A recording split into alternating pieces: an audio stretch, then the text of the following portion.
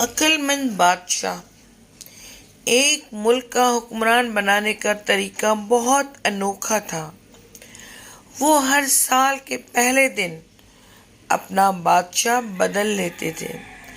سال کے آخری دن جو بھی سب سے پہلے ملک کی حدود میں داخل ہوتا تو اسے نیا بادشاہ منتخب کر لیتے اور موجودہ بادشاہ کو علاقہ غیر یعنی ایک ایسی جگہ چھوڑ آتے جہاں صرف سانپ بچھو تھے اور کھانے پینے کے لیے کچھ بھی نہ تھا۔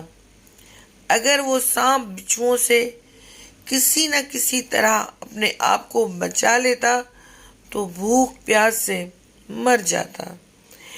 کتنے ہی بادشاہ ایسے ہی ایک سال کی بادشاہی کے بعد اس علاقہ غیر میں جا کر مر کھپ گئے۔ اس دفعہ شہر میں داخل ہونے والا نوجوان کسی دور دراز علاقے کا لگ رہا تھا۔ سب لوگوں نے آگے بڑھ کر اسے مبارک دی اور اسے بتایا کہ آپ کو اس ملک کا بادشاہ چن لیا گیا ہے، اور اسے بڑے اعزاز کے ساتھ محل میں لے گئے۔ وہ حیران بھی ہوا اور بہت خوش بھی۔ تخت پر بیٹھتے ہی اس نے پوچھا کہ مجھ سے پہلا بادشاہ کہاں گیا؟ تو درباریوں نے اسے اس ملک کا قانون بتایا کہ ہر بادشاہ کو سال بعد جنگل میں چھوڑ دیا جاتا ہے اور نیا بادشاہ چن لیا جاتا ہے۔ یہ سنتے ہی وہ ایک دفعہ تو پریشان ہوا، لیکن پھر اس نے اپنی عقل کو استعمال کرتے ہوئے کہا کہ مجھے اس جگہ لے کر جاؤ جہاں تم بادشاہ کو چھوڑ کر آتے ہو۔ درباریوں نے سپاہیوں کو ساتھ لیا اور بادشاہ سلامت کو وہ جگہ دکھانے جنگل میں لے گئے۔ بادشاہ نے اچھی طرح اس جگہ کا جائزہ لیا اور واپس آ گیا۔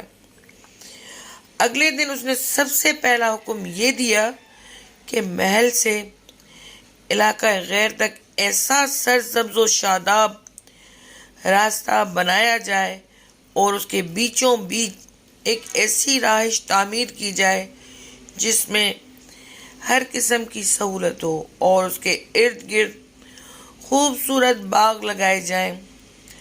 بادشاہ کے حکم پر عمل ہوا اور تعمیر شروع ہو گئی۔ کچھ ہی عرصے میں سڑک اور محل وغیرہ بن کر تیار ہو گئے۔ ایک سال کے پورے ہوتے ہی بادشاہ نے درباریوں سے کہا کہ اپنی رسم پوری کرو اور مجھے وہاں چھوڑ آؤ جہاں مجھ سے پہلے بادشاہوں کو چھوڑ کے آتے تھے۔ درباریوں نے کہا کہ بادشاہ سلامت، اس سال سے یہ رسم ختم ہو گئی، کیونکہ ہمیں ایک عقل مند بادشاہ مل گیا ہے۔ وہاں تو ہم ان بے وقوف بادشاہوں کو چھوڑ کر آتے تھے جو ایک سال کی بادشاہی کے مزے میں باقی کی زندگی کو بھول جاتے اور اپنے لیے کوئی انتظام نہ کرتے، لیکن آپ نے عقل مندی کا مظاہرہ کیا کہ آنے والے وقت کا خیال رکھا اور عمدہ بندوبست فرما لیا۔ ہمیں ایسے ہی عقل مند بادشاہ کی ضرورت تھی۔ اب آپ آرام سے ساری زندگی ہم پر حکومت کریں۔ اس انوکھے ملک کا نام دنیا ہے۔ وہ نیا بادشاہ میں اور آپ ہے، اور علاقہ غیر ہماری قبر ہے۔